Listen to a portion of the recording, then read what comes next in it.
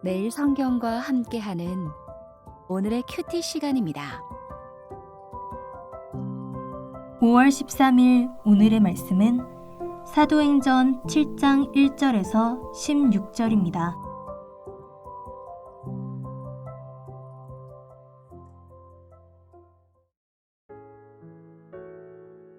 대제사장이 이르되 이것이 사실이냐? 스데반이 이르되 여러분 부형들이여 들으소서. 우리 조상 아브라함이 하란에 있기 전 메소포다미아 있을 때에 영광의 하나님이 그에게 보여 이르시되 네 고향과 친척을 떠나 내가 내게 보일 땅으로 가라 하시니 아브라함이 갈대아 사람의 땅을 떠나 하란에 거하다가 그의 아버지가 죽음에 하나님이 그를 거기서 너희 지금 사는 이 땅으로 옮기셨느니라.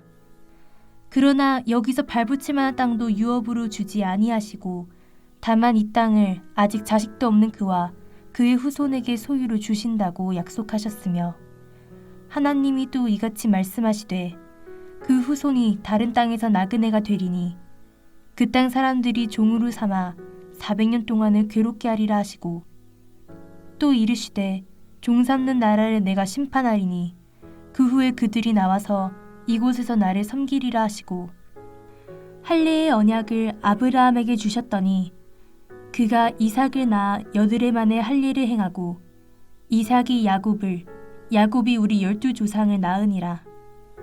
여러 조상이 요셉을 시기하여 애굽에 팔았더니 하나님이 그와 함께 계셔 그 모든 환난에서 건져내사 애굽 왕 바로 앞에서 은총과 지혜를 주심에 바로가 그를 애굽과 자기 온 집의 통치자로 세웠느니라.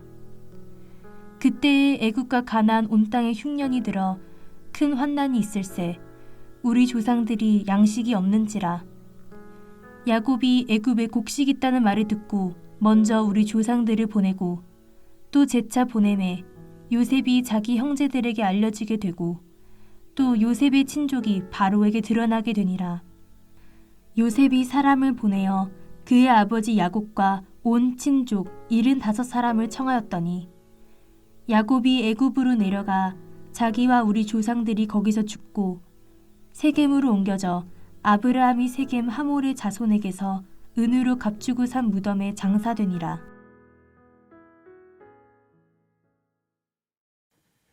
다윗은 사울을 피해 굴에 있을 때에 시편 57편에서 이렇게 노래합니다. 하나님이여 주는 하늘 위에 높이 들리시며 주의 영광이 온 세계 위에 높아지기를 원하나이다. 내 눈이 주의 영광에 고정되는 은혜의 하루 되시길 예수님의 이름으로 축복합니다. 오늘 본문은 두 문단으로 나눌 수 있습니다. 1절부터 8절은 이스라엘의 조상 아브라함이고 9절부터 16절은 이스라엘의 조상 요셉입니다. 본문의 내용입니다. 먼저 1절부터 8절입니다.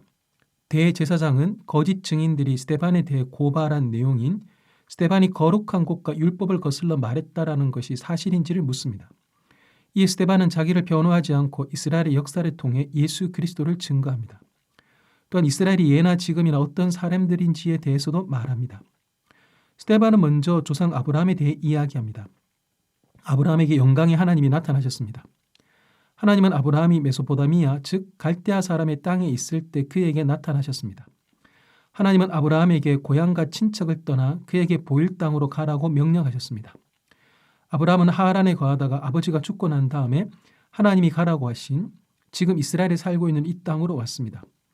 명령하신 땅에 왔지만 아브라함에게 발을 붙이도록 주어진 땅은 없었습니다. 아브라함에게는 믿음이 요구되는 일이 거듭됩니다. 가라는 명령을 받고 왔지만 아무것도 얻지 못한 이 땅을 아브라함과 그의 후손에게 소유로 주겠다는 약속을 받았는데 믿음이 없이는 받아들이기 힘듭니다. 또한 하나님은 아브라함의 후손들이 다른 땅에서 살게 되고 그곳에서 400년 동안 종으로 살게 되지만 하나님이 다시 이 땅으로 인도할 것이라고 말씀하십니다. 이 또한 믿음이 아니고는 받아들이기 힘든 내용입니다. 하나님은 할례를 통해 아브라함에게 징표를 남기십니다. 아브라함은 하나님의 말씀대로 아들 이삭을 낳고는 이삭에게 할례를 행하여 약속의 징표를 후손에게 전합니다. 다음으로 9절부터 16절입니다. 스데반은 이삭과 야곱에 대해 간단하게 언급한 후 요셉에 대해서 말합니다. 요셉에 대한 첫 내용은 이스라엘의 여러 조상이 그를 시기했다는 것입니다. 이스라엘 조상들의 시기는 행동으로 이어져 요셉을 애굽에 팔아버립니다. 애굽 땅에 노예로 팔려서 내일을 기약할 수 없는 요셉이지만 하나님이 그와 함께 하셨습니다. 함께 하시는 하나님께서 요셉을 여러 환난에서 건지시고 요셉에게 은총과 지혜를 주셔서 애굽의 통치자로 세우는 놀라운 일을 행하십니다. 요셉의 이야기는 요셉 개인의 성공 이야기로 끝나지 않습니다. 이스라엘을 향한 하나님의 구속의 역사와 연결됩니다. 요셉이 애굽의 총리로 있을 때 애굽과 가나안에 큰 흉년이 듭니다. 요셉을 팔아넘긴 이스라엘의 조상들도 흉년으로 인해 양식이 떨어집니다. 아버지 야곱이 애굽에는 곡식이 있다는 소문을 듣고는 이스라엘의 조상들을 애굽으로 보냅니다. 이스라엘의 조상들은 총리가 된 요셉과 상봉합니다. 요셉은 아버지 야곱과 친족 75명을 애굽으로 초청합니다. 그 야곱은 애굽에서 죽지만 애굽 땅에 매장되지 않고 아브라함이 세겜의 하몰에게서 값주고 산 무덤에 장사됩니다. 하나님은 어떤 분이십니까? 영광의 하나님이십니다. 하나님의 영광은 예루살렘 성전에 국한되지 않습니다. 하나님이 계신 곳에 하나님의 영광이 있습니다. 하나님은 예루살렘 성전 안에 가둘 수 없는 분이신 것을 이스라엘의 역사가 말해주고 있습니다. 하나님은 메소포타미아에 있는 아브라함에게 영광스럽게 나타나셨습니다. 하나님은 하나님 때의 약속을 이루심으로 영광스럽게 나타나셨습니다. 하나님은 애굽의 노예로 팔려간 요셉에게 영광스럽게 나타나셨습니다. 하나님은 시기로 동생을 팔아넘긴 요셉의 형들에게도 영광스럽게 나타나셨습니다. 이스라엘의 역사를 통해 하나님의 영광을 본 스데반은 고난의 순간에도 하나님의 영광을 봅니다. 하나님의 영광은 제한된 장소와 제한된 시간에만 경험할 수 있는 것이 아닙니다. 하나님은 우리로 하여금 모든 장소와 모든 시간에 함께 하시는 하나님의 영광을 보기를 바라십니다. 우리에게 주시는 교훈은 무엇입니까? 우리의 자랑과 소망의 유일한 근거는 하나님이십니다. 이스라엘의 역사를 보면 별로 내세울 것이 없습니다. 이스라엘의 조상들은 발붙일 땅이 없었습니다. 이스라엘의 조상들은 시기하여 동생을 노예로 팔아버렸습니다. 이스라엘의 조상들은 애굽 땅에서 오랜 시간 종으로 살았습니다. 이스라엘 조상들이 겨우 얻은 땅은 죽은 사람을 장사 지낼 무덤입니다. 하지만 이스라엘의 역사는 이것이 전부가 아닙니다. 반전이 있습니다. 반전은 바로 하나님이십니다. 하나님은 이스라엘과 함께 하셨고 모든 환난에서 건지셨고 은총과 지혜를 주셨고 놀란 자리에 세우셨습니다. 이스라엘의 역사는 하나님을 빼고 말할 수 없습니다. 내가 가진 것으로만 내 삶을 해석하며 계획하고 있지는 않습니까? 하나님을 놓치지 마십시오.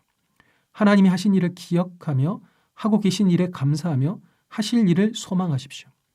오늘 시간을 내어 나를 이곳까지 오게 하고 살게 하신 하나님의 은혜와 역사를 기억하며 마음 다음 찬양을 드리면 어떻겠습니까? 기도하겠습니다. 하나님, 이스라엘의 역사에 함께 하신 영광의 아버지께서 제 삶에도 함께 하시니 감사합니다. 지난 저의 삶은 하나님을 빼고는 해석할 수가 없습니다. 지금 저의 삶 역시 하나님을 빼고는 이해할 수가 없습니다. 모든 것이 하나님의 은혜입니다. 모든 곳에 모든 순간에 함께 하신 하나님의 영광으로 제가 여기까지 올 수 있었습니다. 감사합니다. 오늘 하루도 그 영광의 하나님께 시선이 고정되게 하소서. 예수님의 이름으로 기도합니다. 아멘.